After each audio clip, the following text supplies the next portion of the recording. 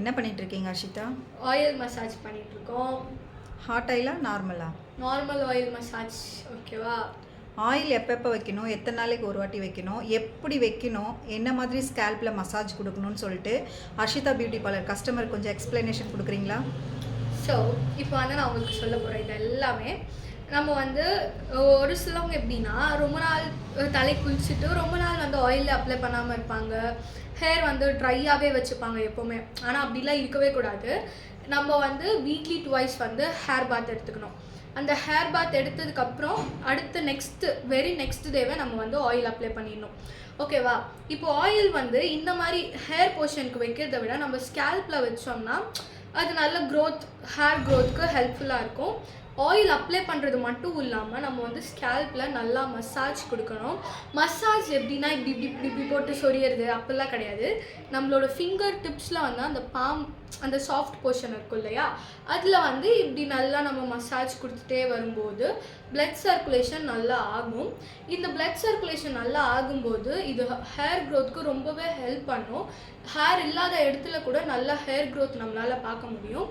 நீங்கள் வந்து எப்போவுமே வீக்லி 4 days அந்த மாதிரி நீங்கள் இந்த மாதிரி இல்லை எனக்கு டைம் இல்லை அப்படின்னா வீக்கெண்ட்ஸில் கூட நீங்கள் இந்த மாதிரி ஆயில் மசாஜ் வந்து பண்ணிக்கலாம். உங்கள் வீட்லேயே இதை நீங்கள் பண்ணலாம். இந்த மாதிரி பண்ணும்போது ஹேர் நல்லா லாங்காகவும், ஆயில் மசாஜ் பண்ணும்போது மெயின் அட்வான்டேஜ் என்னென்னா ஹேர் நல்லா ஸ்மூத்தாக இருக்கும், சாஃப்டாக இருக்கும். ஹேர் க்ரோத் வந்து நீங்கள் பார்க்கலாம். ஓகேவா? இப்படி தான் நீங்கள் வந்து ஆயில் அப்ளை பண்ணணும். உங்களுக்கு ஆயில் மசாஜ் பண்ணுறதுக்கு டைம் இல்லை, ஆயிலே வைக்க முடியல அப்படின்னா கூட நைட்டில் ஆயில் வச்சுட்டு காலையில் குளிக்கும்போது ஹேர் பாத் எடுத்துகிட்டு போகலாம். நைட்டில் ஆயில் அப்ளை பண்ணுறவங்க வந்து கோல்டு பாடி இல்லாதவங்க நைட்டில் ஆயில் அப்ளை பண்ணிக்கலாம். ஓகேவா? இப்போது கோல்டு இருந்துச்சுன்னா நைட்டில் ஆயில் அப்ளை பண்ணனா கோல்டு வந்துடும், சளி பிடிச்சிக்கும். அப்படி இருக்கவங்க நைட்டில் ஆயில் அப்ளை பண்ண வேண்டாம். ஆனால் கம்பல்சரி நீங்கள் டேயில் ஆயில் அப்ளை பண்ணால் மட்டும்தான் உங்களுக்கு ஹேர் க்ரோத் நல்லா இருக்கும். இது மாதிரி நல்லா எங்கள் அம்மாவுக்கு மாதிரி இப்படி நல்லா லாங்காக வரும். உங்களுக்கு யார் ஆயில் மசாஜ் பண்ணுவோம்? எனக்கு வந்து ஃபஸ்ட்டெல்லாம் எங்கள் அம்மா தான் ஆயில் வச்சுக்கிட்டு இருந்தாங்க. எங்கள் அம்மா தான். ஆனால் அதுக்கப்புறம் வந்துட்டு எனக்கு கற்றுக் கொடுத்தாங்க. இது மாதிரி தான் ஆயில் வைக்கணும், இப்படி தான் பண்ணணும் அப்படி சொல்லிட்டு கற்றுக் கொடுத்தாங்க. அதுக்கப்புறம் அப்போலேருந்து எனக்கும் நான் தான் வச்சுக்கிறேன். எனக்கு யாரும் வச்சு விடுறதில்லை. இப்போது உங்கள் ஹேர் எப்படி இருக்குது பாருங்க, காட்டுங்க. இப்போ என்னோடய ஹேர் பார்த்தீங்கன்னா இப்படி இருக்குது. சரி, நானும் வந்து ஆயில் அப்ளை பண்ணாத நானும் அந்த கேஸ் தான். 2-3 நாள் ஆனால் கூட ஆயில் வைக்க மாட்டேன். ஆனால் நல்ல ஆயில் வச்சுட்டேன்னா நல்லா நிறைய ஆயில் வச்சு மசாஜ்லாம் பண்ணி. இப்போ வந்துட்டு நீங்கள் இன்றைக்கி வந்து இப்போது சண்டே ஹேர் வாஷ் பண்ணுறீங்கன்னா மண்டேவே நீங்கள் ஆயில் அப்ளை பண்ணணும்னு நான் சொல்கிறேன்னா இல்லை நீங்களே பண்ணிடுறீங்களா? அது வந்து அவங்களுக்கு வந்து ஆயில் அப்ளை பண்ண அவங்களோட ஹேர் ஸ்ட்ரைட்னிங் ஆகிறதும் ஸ்மூத்னிங் ஆகிறதும் அவங்க லைவாக ரிசல்ட் பார்த்ததுனால ஆயில் அப்ளை பண்ணி நான் சொல்கிறதே கிடையாது. அவங்களே வச்சுப்பாங்க. நான் கடையிலேருந்து லேட்டாக போனாலும் சரி சீக்கிரம் போனாலும் சரி என்னை எதிர்பார்க்க மாட்டாங்க. எப்போயாவது வேறு என்னை கேட்பாங்க, பட் நான் வச்சு விடுறதில்ல. அவங்களே வச்சுப்பாங்க. அவங்களே வந்து ஆயில் நல்லா அப்ளை பண்ணிப்பாங்க. நிறைய ஆயில் வச்சுப்பாங்க. ஆயிலே பிடிக்காது. ஸ்கூலுக்கு வந்து ஆயில் வச்சுட்டு ஜடை போட்டே போக மாட்டாங்க. இப்போ வந்து ஆயிலெலாம் அப்ளை பண்ணிட்டு போகிறாங்க. ஏன்னா அவங்களுக்கு ரிசல்ட் நல்லா கிடைக்கிறதுனால. நான் வந்து இந்த ஆயில் தான் யூஸ் பண்ணிகிட்ருக்கேன். இதில் வந்து கோகனட் ஆயில், கேஸ்டர் ஆயில், பாதாம் ஆயில் 3 மிக்ஸ் பண்ணி ஒரே பட்டரில் ஊற்றி வச்சுருக்கேன். உங்களுக்கு செப்பரேட்டாக இருந்தால் யூஸ் பண்ணுறதுக்கு கொஞ்சம் கஷ்டமாக இருக்கும். அதனால் இந்த மாதிரி மிக்ஸ் பண்ணி வச்சுக்கோங்க. அது எவ்வளோக்கா அப்படின்னு கேட்காதீங்க. நீங்கள் வந்து தேங்காய் எண்ணெய் எவ்வளோ எடுக்கிறீங்களோ அதில் 1/2 குவாண்டிட்டி அந்த மாதிரி எடுத்துக்கோங்க. இப்போ தேங்காய் எண்ணெய் ஒரு 2 ஸ்பூன் எடுக்கிறீங்கன்னா விளக்கெண்ணெய் ஒரு 1/2 ஸ்பூன், பாதாம் எண்ணெய் ஒரு ஸ்பூன் அந்த மாதிரி. ஆலிவ் ஆயில் கூட யூஸ் பண்ணுங்கள், நல்ல ரிசல்ட் கிடைக்கும்.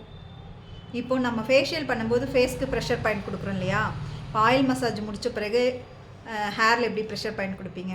இப்போ பாருங்கள், நான் பண்ணுறேன். Wait and watch. இப்போ வந்து நான் வந்து அப்படியே ஸ்டார்ட் பண்ணுறேன்னா அப்படியே ஸ்டார்ட் பண்ணி அப்படியே நல்லா எண்டுக்கு போயிட்டு எண்ட்லேருந்து மறுபடியும் இப்படி ஸ்டார்ட் பண்ணோம். ஓகேவா? ஃபர்ஸ்ட் என்ன பண்ணோம், இப்படி ஸ்டார்டிங்லேருந்து பாட்டம் வரணும், அப்புறம் பாட்டம்லேருந்து ஸ்டார்டிங்க்கு போகணும், அதுக்கப்புறம் இப்படி சைடில்.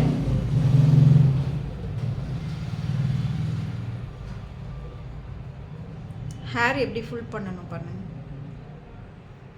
இப்படி கொஞ்சமாக ஹேர் எடுத்துட்டு இப்படி வந்து அது ஹேர் புல் பண்ணும்போது நல்ல ஹேர் வந்து க்ரோத் ஆகும். ஃபஸ்ட்டு இப்படி இந்த மாதிரி ஒரு ஸ்ட்ரைக் மாதிரி எடுத்துகிட்டு இப்படி கையில் சுற்றிட்டு இப்படி கொஞ்சம் இழுக்கணும். நீங்கள் அந்த இழுக்கும் போதே உங்களோட ஹேர் வந்து வீக்னஸாக இருக்கா நல்லா ஸ்ட்ராங்காக இருக்கான்றது உங்களுக்கு தெரிஞ்சிடும். நீங்கள் அந்த மாதிரி ரொட்டேட் பண்ணி இழுக்கும் போது உங்களோட ஹேர் வீக்னஸாக இருந்ததுன்னா ஆஃப்லேயே கட் ஆகிடும். இந்த மாதிரி நம்ம இழுக்கும் போது அந்த ஹேர் கட் ஆகாமல் நல்லா இருக்குதுன்னா நம்ம ஹேர் ஸ்ட்ராங்காக இருக்குதுன்னு தான் அர்த்தம். இது கொடுக்கணும் ஆக்சுவலாக நம்ம ஃபேஷியல் பண்ணும்போது எங்கெங்க ப்ரெஷர் புல் வந்து நல்ல ஹேர் க்ரோத்துக்கு இந்த புல் வந்து ஹெல்ப்ஃபுல்லாக இருக்கும். அப்போ வந்து அந்த புல் வர வர அந்த ஹேரும் நல்லா அப்படியே வளர ஆரம்பிச்சிடும். அதே மாதிரி ஷாம்பு யூஸ் பண்ணும்போது ஒரே ஷாம்பு யூஸ் பண்ணுங்கள், மாற்றி மாற்றி மாற்றி யூஸ் பண்ணிக்காதீங்க. நீங்கள் என்ன பிராண்ட் யூஸ் பண்ணாலும் சரி ஒரே ஷாம்பை கண்டினியூ பண்ணுங்கள். அதுதான் உங்களுக்கு ரிசல்ட் கொடுக்குதா இல்லையான்றது உங்களுக்கு தெரியும். இப்போ நிறைய பேர் மார்க்கெட்டில் புதுசாக வர்றதை நீங்கள் யூஸ் பண்ணுறதுனால என்ன ஆகுதுன்னா டேண்ட்ரஃப் வந்து நிறைய உங்களுக்கு ஸ்ப்ரெட் ஆக ஆரம்பிக்குது. ஏன்னா ஒவ்வொரு ஷாம்பு ஒவ்வொரு கண்டிஷனில் இருக்கும். அதனால் நீங்கள் மாற்றி மாற்றி மாற்றி நிறைய பிராண்ட் யூஸ் பண்ணுறதுனால அதுவே நமக்கு ஒரு டேண்ட்ரஃப் வரதுக்கான வாய்ப்பு இருக்குது. எந்த ஷாம்பாக இருந்தாலும் பரவாயில்ல, நீங்கள் என்ன யூஸ் பண்ணுறீங்களோ பர்மனெண்ட்டாக அது ஒரு நல்ல பிராண்டடாக யூஸ் பண்ணுறீங்க, மாற்றி சேஞ்ச் பண்ணுறீங்கன்னா ஓகே. அதை விட நீங்கள் வந்து லோக்கல் பிராண்டை இல்லை நார்மல் ஷாம்பு அந்த மாதிரி யூஸ் பண்ணுறீங்கன்னா ஒன்றே யூஸ் பண்ணுங்கள், அதுதான் உங்களுக்கு செட்டும் ஆயிருக்கும். இப்போ இந்த ஒரு ஷாம்பு இன்றைக்கி இது காலி ஆகிடுச்சுன்னா நெக்ஸ்ட் டைம் நெக்ஸ்ட் ஹேர் வாஷ்க்கு வேறு ஷாம்பு யூஸ் பண்ணுறது கண்டிப்பாக நம்மளுக்கு ஹேர் டேமேஜ் தான் கொடுக்கும். ஹேர் ஃபாலும் இருக்கும். ஒன்ஸ் டேண்ட்ரஃப் வந்துச்சுன்னா அது க்யூர் பண்ணவே முடியாது.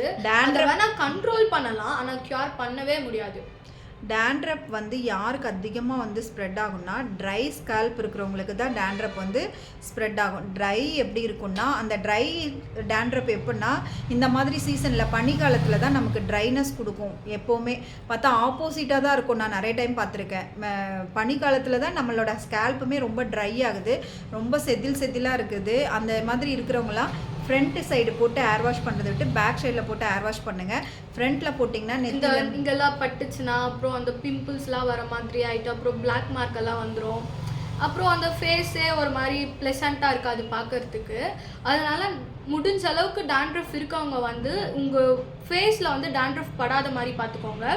அப்போ தான் வந்து அது அஃபெக்ட் பண்ணாது. அதில் இருக்க ஜெர்ம்ஸ் எல்லாமே வந்து நம்மளை அஃபெக்ட் பண்ணாமல் இருக்கும். டேண்ட்ரப் இருந்துச்சுன்னா ஏன் ட்ரை ஸ்கல்ப் வருதுன்னா நம்மளோட பாடியில் வாட்டர் கண்டென்ட் இல்லைனா தான் ட்ரை ஸ்கல்ப் வரும். அப்போ டேண்ட்ரப் அதிகமாக இருக்குது அப்படின்னா நீங்கள் நல்லா தண்ணி எடுத்துக்கோங்க. தண்ணி குடிக்க இல்லை தண்ணி ரொம்ப குடிக்க முடியல ஜூஸ் ஐட்டமாக எடுத்துக்கோங்க. அப்படி இருக்கும்போது நம்மளோட டேண்ட்ரப் வராமல் ஸ்கேல்ப் வந்து ட்ரை ஆகாமல் கொஞ்சம் பாதுகாத்துக்கும். அதே மாதிரி டேண்ட்ரப் இருந்துச்சுன்னா உங்களோட ஸ்கின் எவ்வளோ தான் நீங்கள் நல்லா வச்சுருந்தாலும் ஒரு கலையாக தெரியாது. ஒரு என்ன சொல்கிறது, ஒரு ஸ்கின் வந்து ஒரு டல்னஸ் கொடுக்கும். உங்களோட ஹேரில் உங்களோட ஸ்கேல்பில் டேண்ட்ரப் கண்டிப்பாக இருந்துச்சுன்னா உங்களோட ஸ்கின் வந்து ஒரு க்ளோவாக ஒரு பிரைட்னஸாகவே இருக்காது. ஃபேஸ் எப்போவுமே டல்லாக தான் இருக்கும். இப்போது நீங்கள் வந்து ரொம்ப ஹைட்ரேட்டடாக இருந்தீங்கன்னா, அதாவது அம்மா சொன்ன மாதிரி தண்ணி எடுத்துக்கிட்டே இருந்தீங்கன்னா ஸ்கின்க்கு நல்லது. உங்கள் லிப்ஸ் ட்ரை ஆகாது, பார்க்குறதுக்கு க்ளோயிங்காக இருக்கும், எல்லாமே ஹைட்ரேட்டடாக இருக்கும். உங்கள் பாடி ஹெல்த்துக்கும் அது நல்லது. ஸோ வந்து முடிஞ்ச அளவுக்கு நீங்கள் ஹைட்ரேட்டடாக இருக்க பாருங்கள். ஓகே, இப்போ ஆயில் மசாஜ் பற்றி தான் நாங்கள் பேச வந்து இதில் உங்களுக்கு நிறைய டிப்ஸ் கிடச்சிருக்கும்னு நினைக்கிறேன். இந்த வீடியோ உங்களுக்கு பிடிச்சிருந்தா லைக் பண்ணுங்கள், சப்ஸ்கிரைப் பண்ணுங்கள். பாய். ஹர்ஷிதா பியூட்டி அகாடமி ஓகேவா, வந்து விசிட் பண்ணுங்கள் மறக்காமல். பாய்.